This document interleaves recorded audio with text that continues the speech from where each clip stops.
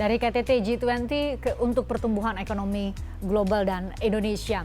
Pak Erlangga, dari Leaders Declaration Anda katakan tadi ada beberapa poin, mungkin bisa kami tunjukkan juga pada pemirsa untuk bisa mengingat kembali ada poin-poin khusus yang disepakati oleh semua pemimpin negara di G20, sehingga kami bisa lihat dan mendengar tadi ternyata ceritanya panjang sekali ke belakang, sampai tadi saat jeda Pak Erlangga cerita kepada saya bahwa kedatangan Pak Jokowi ke Rusia dan Ukraine itu juga adalah bagian dari upaya untuk mengkonsolidasi semua negara sehingga kita punya kesepakatan bersama di KTT G20. Pak Erlangga bisa cerita?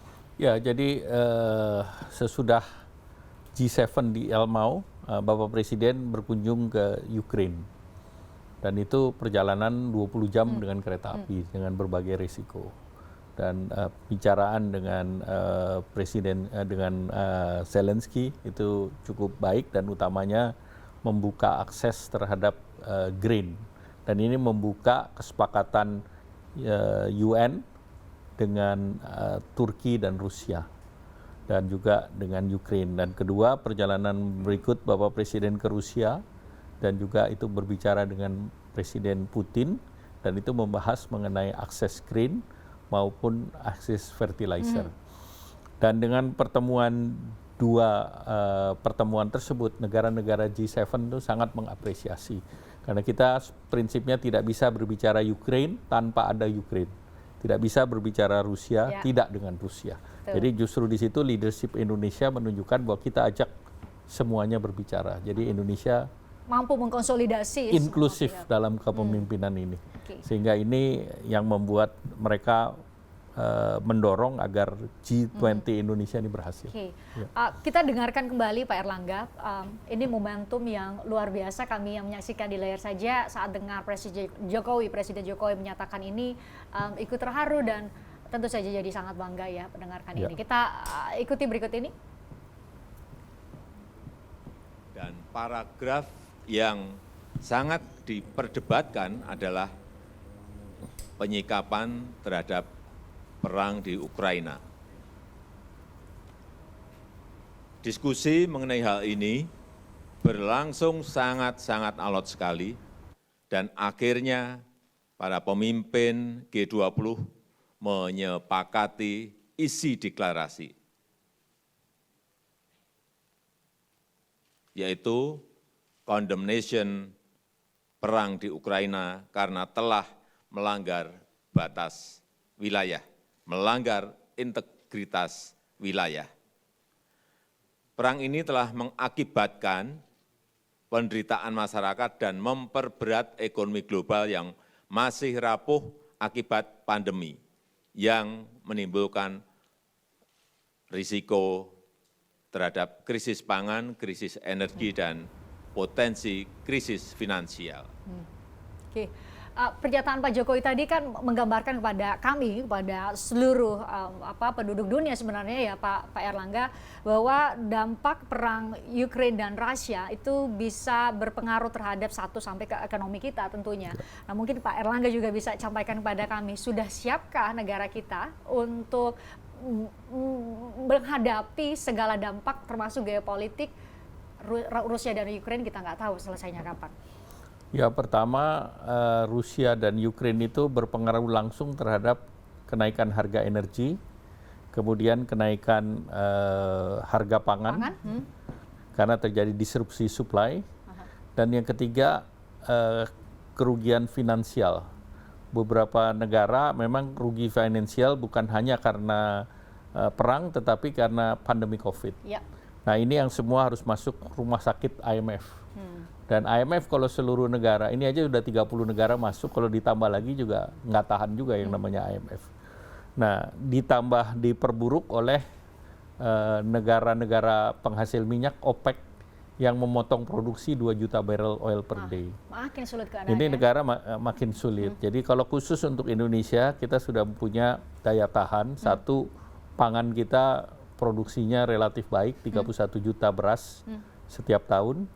Kemudian kedua, terkait dengan fertilizer, kita juga untuk urea kita bisa ekspor 2 juta. Jadi relatif untuk pupuk pun aman. Jadi kalau bahan baku yang diproduksi di Belarus yaitu potas kita bisa dapat dari Kanada, kita bisa dapat dari Jordan, sehingga diversifikasinya bisa kita jaga. Sedangkan untuk kebutuhan wheat kita juga punya kontrak dengan Australia dan Amerika. Jadi relatif sudah di salah satu yang jadi masalah hanya masalah energi, di mana energi nggak bisa kita pass on langsung ke masyarakat.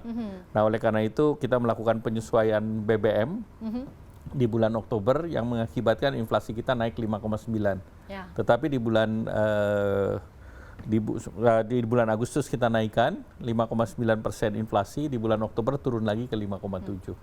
Jadi ini sebetulnya terkompensasi juga dengan pertumbuhan ekonomi yang bisa didorong ke 5,72%.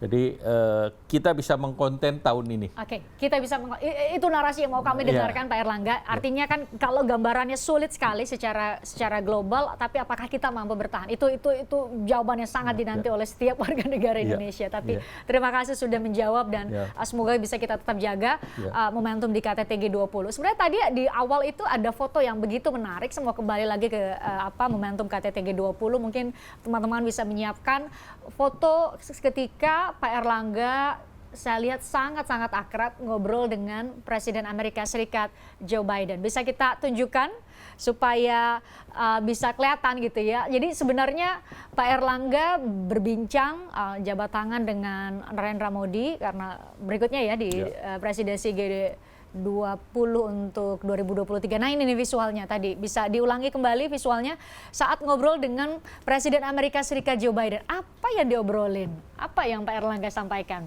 Ya, pertama tentu Indonesia mengapresiasi inisiatif Amerika, yaitu Partnership for Global Infrastructure dan Investasi dan Investment. PGII ini hasil dari G7 di Elmau juga. Nah ini besarnya 600 miliar US dollar. Dan salah satu program yang di dalam adalah Just Energy Transition Program, JETP. Nah JETP ini komitmen mereka terhadap Indonesia 20 billion US dollar untuk energi transisi energi.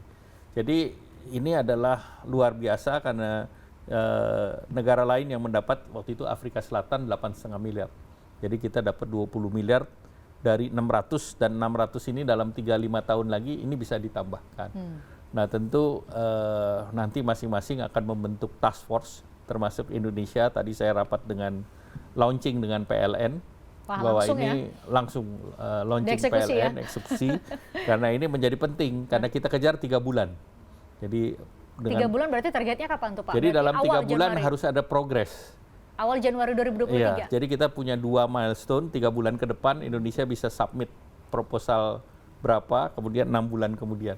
Karena ini kita ingin fast track. Dan ini kan hampir seluruhnya terkait energi transisi terkait dengan PLN. Jadi kita ingin agar berhasil. Amerika sendiri mendorong ada grant semacam USAID melalui Millennial MCC Project itu hampir 800 juta juga. Jadi sebetulnya banyak yang Amerika ingin mendekat terhadap negara-negara ASEAN, tetapi Amerika melihat bahwa ini leadership Indonesia. Nah, apakah itu yang menjadi magnet negara-negara lain, leadership yang sangat kuat itu, magnet negara-negara lain mau invest sedemikian besar di berbagai sektor termasuk Amerika. Bapak menangkap itu? Ya, karena mereka sudah melihat bahwa ekonomi terbesar di dunia ini yang masih positif, atau istilah dari Kristalina itu adalah the bright spot in the dark. Jadi di antara kegelapan ekonomi yang paling bright itu Indonesia dan ASEAN. Dan Indonesia dan ASEAN ini sampai tahun depan pun mudah-mudahan masih bisa bertahan. Nah dengan demikian alternatif investasinya dan juga melihat Indonesia stabil secara politik dan juga ini stabil untuk regulasi rule of law dari investment.